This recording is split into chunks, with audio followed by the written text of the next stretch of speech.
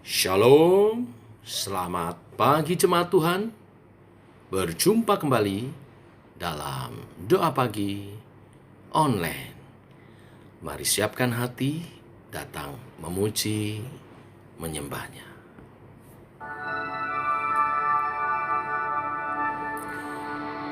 Yesus, apa arti hidupku bila kau tak berikan nyawamu? Yang terbaik tersedia bagiku. Ku bersyukur atas kasih karuniamu.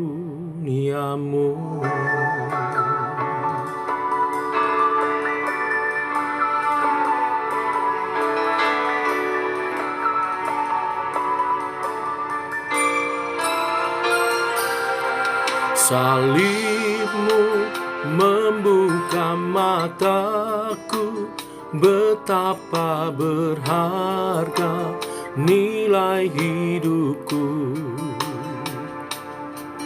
Menanggung semua dosaku, berikan hidupmu menggantikan diriku. Bukan karena perbuatanku, anugerah yang selamatkanku. Yesus, apa arti hidupku bila kau tak berikan nyawamu? Yang terbaik tersedia bagiku. Ku bersyukur atas kasih karuniamu.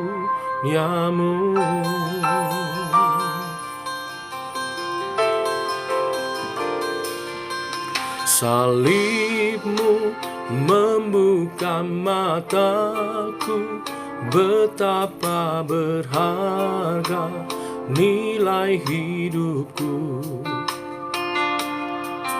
Menanggung semua dosaku, berikan hidupmu menggantikan diriku.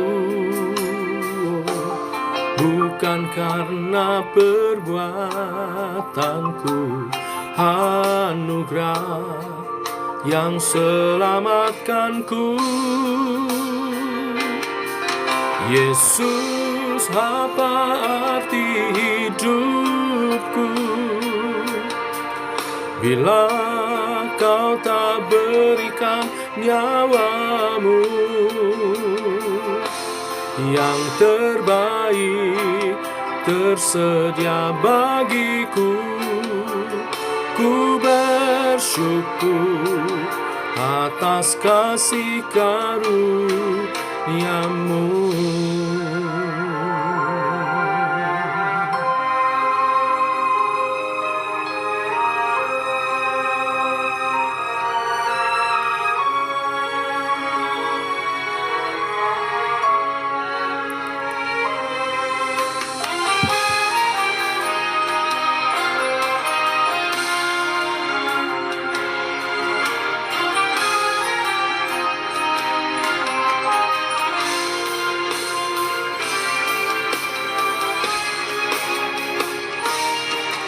Yesus, apa arti hidupku bila kau tak berikan nyawamu? Yang terbaik tersedia bagiku. Ku bersyukur atas kasih karuniamu. Kaulah arti hidupku bila kau tak berikan nyawamu. yang terbaik tersedia bagiku. Ku bersyukur atas kasih karuniamu. Ku bersyukur atas kasih karuniamu.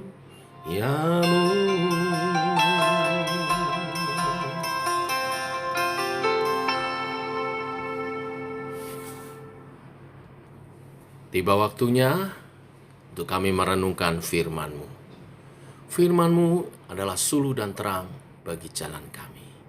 Berfirman, Tuhan, tuntun langkah kami, seturut kehendak-Mu, berjalan dalam rancangan-Mu. Rancangan damai sejahtera di dalam Tuhan Yesus Kristus. Amin. Bapak Ibu, kita lanjutkan renungan firman pada pagi hari ini, 2 Samuel pasal 6, ayat 1 sampai yang ke-23. Demikian firman Tuhan. Daud mengumpulkan pula semua orang pilihan di antara orang Israel, 30.000 orang banyaknya. Kemudian bersiaplah Daud, lalu berjalan dari Baale, Yehuda, dengan seluruh rakyat yang menyertainya, untuk mengangkut dari sana tabut Allah, yang disebut dengan nama Tuhan semesta alam, yang bertahta di atas kerubim. Mereka menaikkan tabut Allah itu ke dalam kereta yang baru setelah mengangkatnya dari rumah Abinadab yang di atas bukit. Lalu Usa dan Ahio, anak-anak Abinadab, mengantarkan kereta itu. Usa berjalan di samping tabut Allah itu, sedang Ahio berjalan di depan tabut itu. Daud dan seluruh kaum Israel menari-nari di hadapan Tuhan dengan sekuat tenaga, diiringi nyanyian, kecapi, gambus, rebana, kelentung, dan ceracap. Ketika mereka sampai ke tempat pengirikan Nakon, maka Usa mengulurkan tangannya kepada tabut Allah itu, lalu memegangnya, karena lembu-lembu itu tergelincir. Maka bangkitlah murka Tuhan terhadap Usa. Lalu Allah membunuh dia di sana karena keteledorannya itu. Ia mati di sana dekat tabut Allah itu. Daud menjadi marah karena Tuhan telah menyambar Usa demikian hebatnya. Maka tempat itu disebut orang Peres Usa sampai sekarang. Pada waktu itu Daud menjadi takut kepada Tuhan. Lalu katanya, bagaimana tabut Tuhan itu dapat sampai kepadaku? Sebab itu Daud tidak mau memindahkan tabut itu ke tempatnya, ke kota Daud, tetapi Daud menyimpang dan membawanya ke rumah Obed-Edom, orang Gad itu. 3 bulan lamanya tabut Tuhan itu tinggal di rumah Obed-Edom, orang Gad itu, dan Tuhan memberkati Obed-Edom dan seisi rumahnya.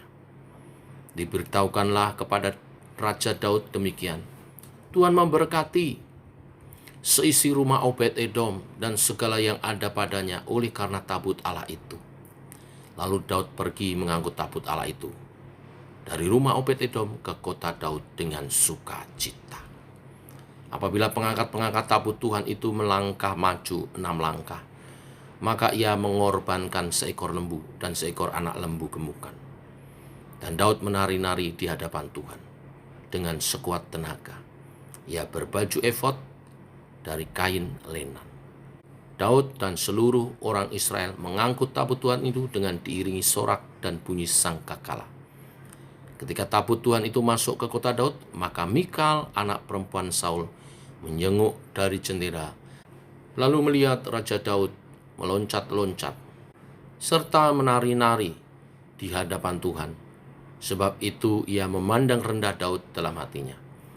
Tabut Tuhan itu dibawa masuk, lalu diletakkan di tempatnya di dalam kemah yang dibentangkan Daud untuk itu.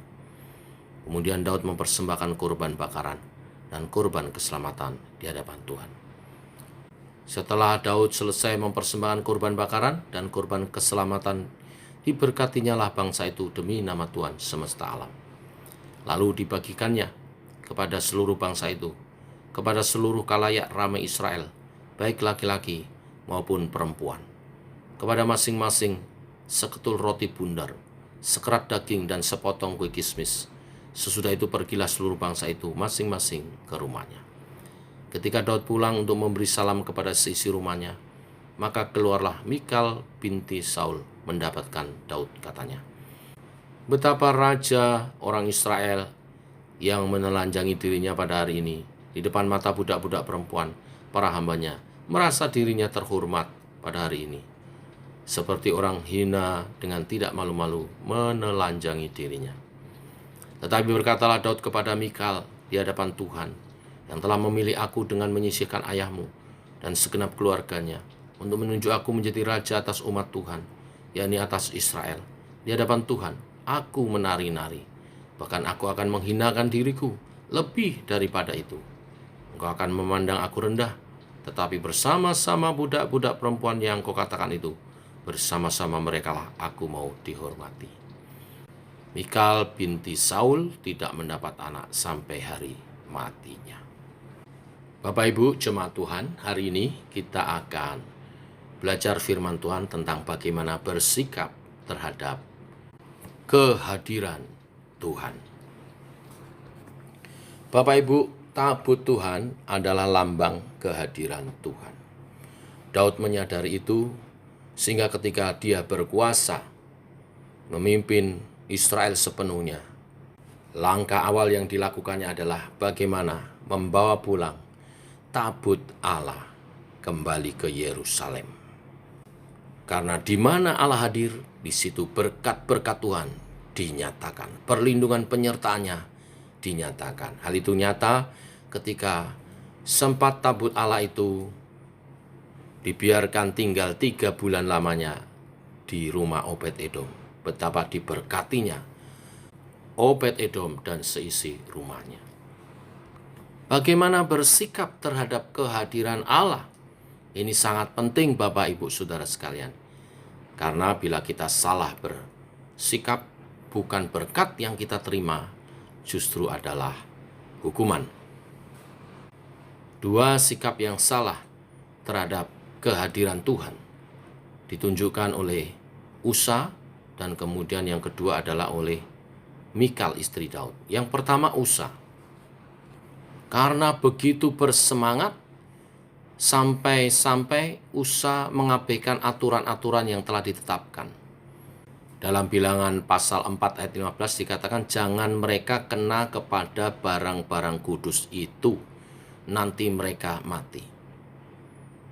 Namun Usa tanpa sadar telah melanggar ketetapan Tuhan itu, yaitu mengulurkan tangannya kepada tabut Allah itu.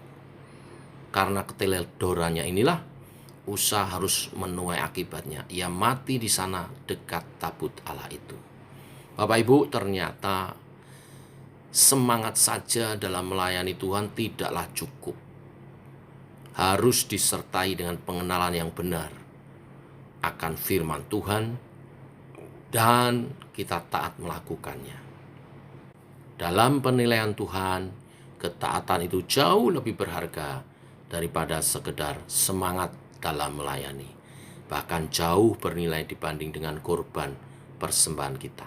Ya, Hosea pasal 6 ayat 6 mengatakan, sebab aku menyukai kasih setia dan bukan korban sembelian, dan menyukai pengenalan akan Allah lebih daripada korban-korban bakaran. Bukan berarti tidak boleh semangat, bukan berarti tidak boleh menyampaikan persembahan korban kita. Itu semua berkenan kepada Tuhan bila kita sampaikan dengan ketaatan. Yang kedua, sikap yang salah ditunjukkan oleh Mikal, istri Daud, anak Saul. Di mana dikatakan di ayat 16, ia memandang rendah Daud dalam hatinya. Karena ketika ia menjenguk dari jendela, melihat Daud meloncat-loncat serta menari-nari di hadapan Tuhan. Bapak Ibu, sikap Mikal ini tidak saja tidak menghormati Daud sebagai raja Israel yang juga suaminya, tetapi juga tidak menghormati hadirat Tuhan. Di ayat 21 Daud berusaha menjelaskan bahwa dia menari-nari di hadapan Tuhan yang telah memilih dia menjadi raja atas Israel. Bahkan Daud menjelaskan, lebih lagi dia rela merendahkan dirinya bila itu di hadapan Tuhan. Karena sikapnya ini, Mikal binti Saul tidak mendapat anak sampai pada hari matinya. Tidak jelas apakah dia tidak mendapatkan anak karena mandul dihukum Tuhan atau karena hubungannya dengan Daud menjadi renggang. Karena Mikal tidak menghormati Daud sebagai raja dan sebagai suaminya. Bagaimana kita bersikap yang benar sehingga kehadiran Tuhan menjadi berkat bagi kita. Baik berkat-berkat kelimpahan maupun juga berkat penyertaan dan perlindungan Tuhan. Yaitu dengan bersikap seperti Daud, yang bersemangat tetapi taat akan aturan-aturan tentang bagaimana membawa tabut Allah ini, bagaimana menyambut Tuhan, dengan tidak menajiskan diri, berhati-hati tidak boleh menyentuh tabut itu, dan memberikan korban persembahan di setiap langkah-langkah sampai ke kota Yerusalem. Selain daripada itu, Daud sangat menghormati hadirat Tuhan. Dengan dia merendahkan diri sedemikian rupa. Dia merendahkan dirinya dengan dia menari-nari, memuji menyembah Tuhan dengan seluruh aspek tubuh, jiwa, dan rohnya dipersembahkan bagi Tuhan. Maka kita melihat kesaksian daripada kehidupan pemerintahan Daud sampai akhirnya. Walau tak lepas dari pergumulan, Tuhan tetap menyertai Daud dan mengokohkan kerajaannya. Tuhan memberkati. Mari kita berdoa. Bapa, dalam nama Tuhan Yesus, kami mengucap syukur. Oleh kasih dan anugerah-Mu, rahmat-Mu baru. Demikian Engkau berfirman pagi hari ini, supaya kami bersikap tepat menyambut kehadirat-Mu Tuhan. Setiap kami datang beribadah, berdoa kepadamu, kami memiliki sikap yang tepat. Bukan hanya semangat, tetapi kami tidak hidup dalam ketaatan. Bukan juga menyepelekan, karena Tuhan begitu mengasihi kami. Kami mau menjaga semangat kami dalam ketaatan firman-Mu dan menghormati Tuhan sedemikian rupa. Bahkan kami merendahkan diri kami untuk memuji menyembah-Mu, merendahkan ego kami untuk mengutamakan Tuhan lebih dari apapun. Biarlah setiap ibadah kami menjadi kemuliaan bagi nama-Mu, menjadi dupa yang harum bagi-Mu Tuhan, puji-pujian penyembahan kami, dan ketaatan hidup kami memuliakan Tuhan, menyaksikan Tuhan dalam kehidupan kami. Terima kasih Tuhan, ini doa kami, menyertai sepanjang hari ini, kami berjalan bersama dengan Tuhan. Dalam nama Tuhan Yesus Kristus. Amin. Demikian saudara doa pagi kita. Selamat pagi, selamat berjalan bersama dengan Tuhan. Shalom.